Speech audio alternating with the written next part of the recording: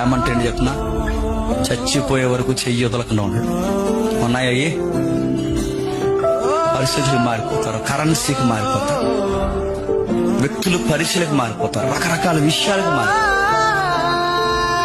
అతను ప్రేమ అంటే ఎక్కడుందంటే ఏదో ఒక లాభం ఉంటే నేను ప్రేమిస్తాను.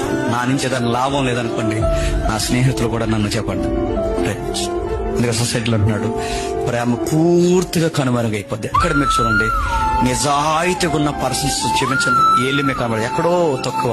నిజాయితీగా ఉన్న అక్కడెక్కడ కనబడతారండి.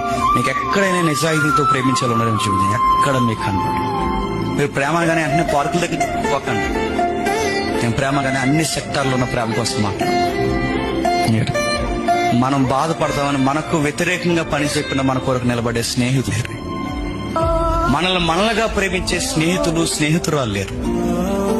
ఉండరు, గుర్తుపెట్టుకోండి. ప్రేమలో కూడా స్వార్థం.